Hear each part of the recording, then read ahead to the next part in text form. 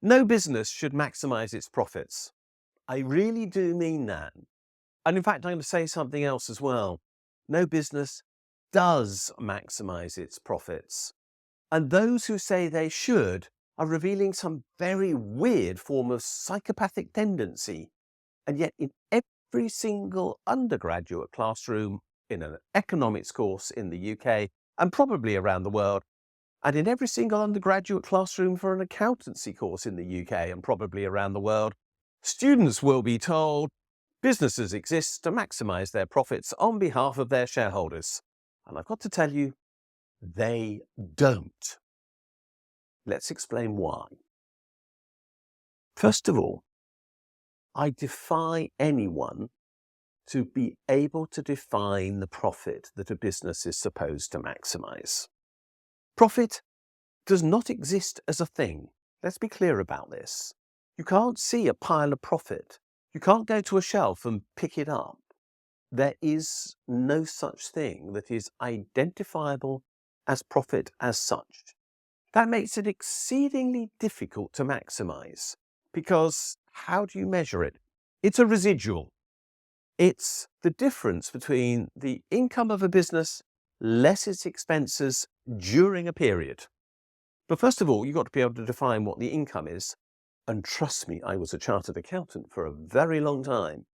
Defining what business income during a period might be can be very difficult, particularly if you're involved in things like long-term contracts.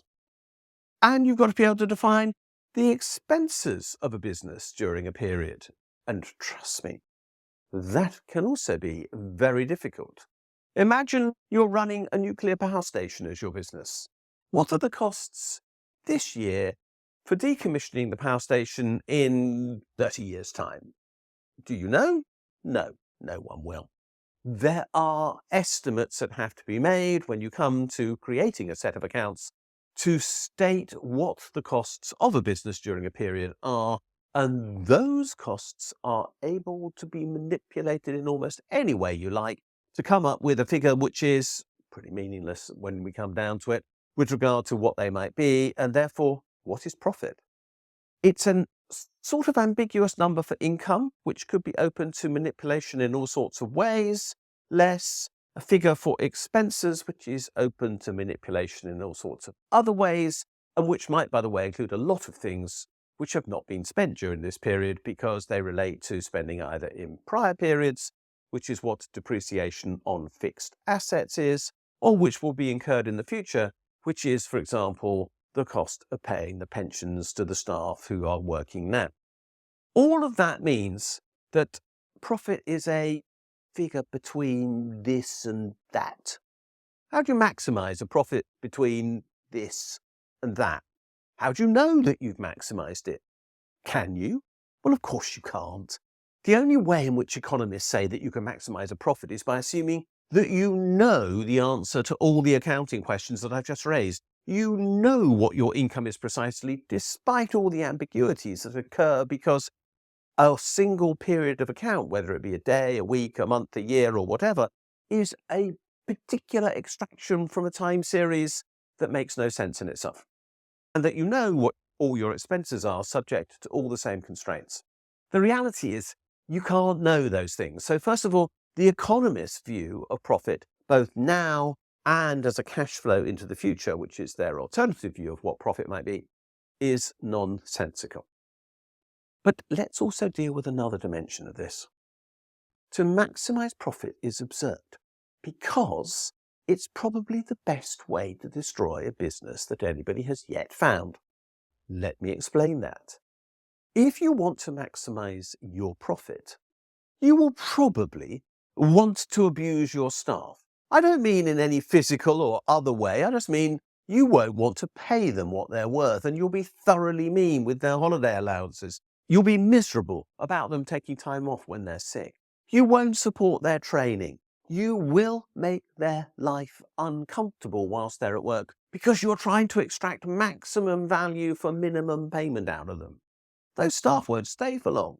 You'll have an enormous staff turnover cost and you'll wonder, why is my profit not maximised? Because I'm spending so much on recruitment. because you didn't do the right thing, because you think you're maximising your profit, and therefore you've got to push your staff too hard. You'll push your customers too hard. You'll promise a wrong delivery date.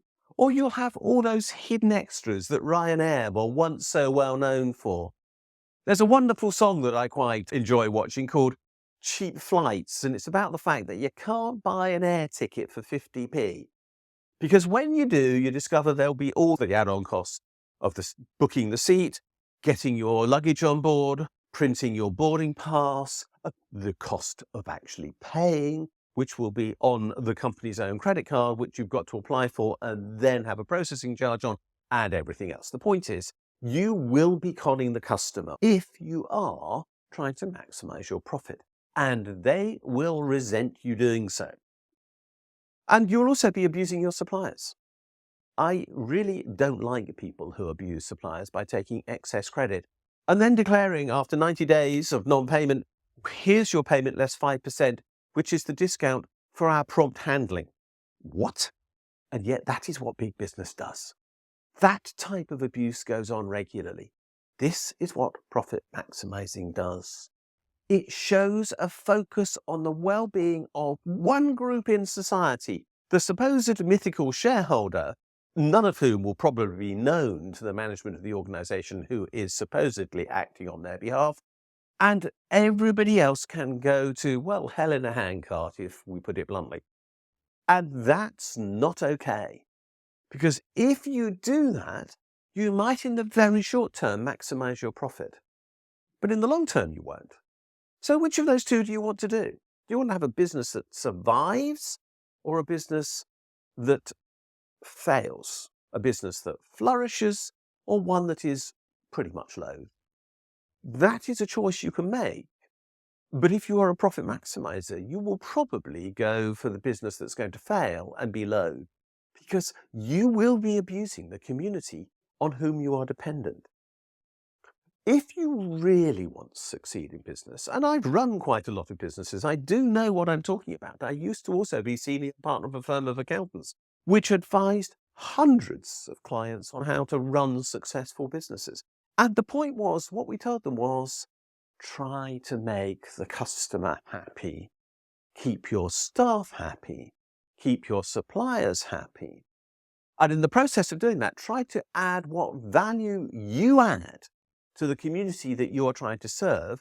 Then you will have a successful business. Do all that and you will probably make money. But making money is in this sense an epiphenomenon of doing something else really well, or doing several other things really well, and making a good product that people want to buy, that people want to come back to you and buy again, from staff who are happy. Happiness, again, is not something that you can pick up or measure. In that sense, it's as amorphous as profit, and we all know that. But we'll experience it in a way that we can't actually experience profit. But by experiencing happiness in the sense of meeting need and doing so across a range of communities, customers, suppliers, employees, and so on, then we know that we are actually doing something good. A good business will try to do something good. A business that is trying to upset everyone will try to maximize profit. Which is why I said at the outset, this might be run by psychopaths, because they really don't care about anybody else but themselves. So my real question is, why do we teach undergraduate economists, and why do we teach undergraduate accountants that businesses should maximize profits if they are to be successful, when the exact opposite is true? Businesses that maximize happiness are successful. And as a consequence, they will end up making profit, whatever it is. And I've got to tell you, it is decidedly amorphous and decidedly malleable in terms of its presentation. But they will survive into the long term. And that is the basis for real, true profitability, because you will have added value. Thanks for watching this video. If you like what you've seen, please subscribe to this channel and push that bell button that tells you when we posted something new. You can also find me on Twitter at Richard J. Murphy. And more importantly, you can follow my blog, the Funding the Future blog. And if you do, you'll get daily updates on what is happening in our economy and in the politics that surround it.